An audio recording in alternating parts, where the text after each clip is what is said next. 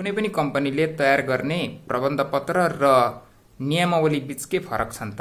What are the differences between Memorandum of Association and Articles of Association? यो दुई बीचको भिन्नताको बारेमा म केही संक्षिप्त कुराहरू गर्नेछु। प्रबन्धपत्र भनेको कुनै पनि कम्पनीको आधारभूत विषयहरू समेटिएको लिखित विवरण हो।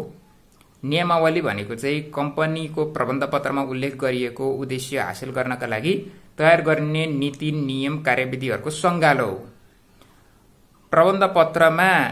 प्रबन्धपत्र भनेको कुनै पनि कम्पनी कानून अर्थात् कम्पनी ऐनसँग बाजिनु हुँदैन, बाजिएको हदसम्म स्वत बदर हुनेछ। नियमावली भनेको ऐन र प्रबन्ध सँग चाहिँ बाजिनु हुँदैन, यदि बाजियो भने बाजिएको हदसम्म बदर हुन्छ। अर्को भनेको प्रबन्धपत्र भनेको प्रबन्धपत्र संशोधन गर्दाखेरि चाहिँ रेट्रोस्पेक्टिभ इफेक्ट भन्नुको मतलब हिजोलाई प्रभाव पार्ने किसिमले चाहिँ संशोधन गर्न पाइँदैन।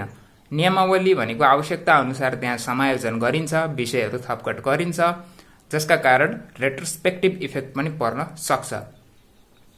प्रबन्धपत्रमा चाहिँ सबै सञ्चालकहरूको सही छाप अनिवार्य रहन्छ, तर नियमावलीमा चाहिँ सबै सञ्चालकहरूको सही छाप अनिवार्य छ भन्ने कुरा चाहिँ कम्पनी ऐनमा चाहिँ त्यो मेन्सन गरिएको छैन।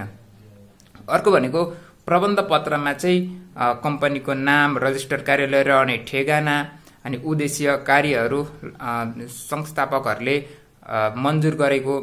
लिन मन्जुर गरेको सेयरको संख्या आदि मेन्सन गरिएको हुन्छ, त्यहाँ उल्लेख गरिएको हुन्छ। र नियमावली भनेको आवश्यकता अनुसार समायोजन गर्दै जाने कुराहरू हुन्, त्यही भएर त्यहाँनिर चाहिँ विषयहरू थपघट भइरहन सक्छ, आवश्यकता अनुसार त्यहाँ विषयहरू समायोजन गरिन्छ। यी हुन् प्रबन्धपत्र र नियमावली बीचको केही भिन्नताहरू।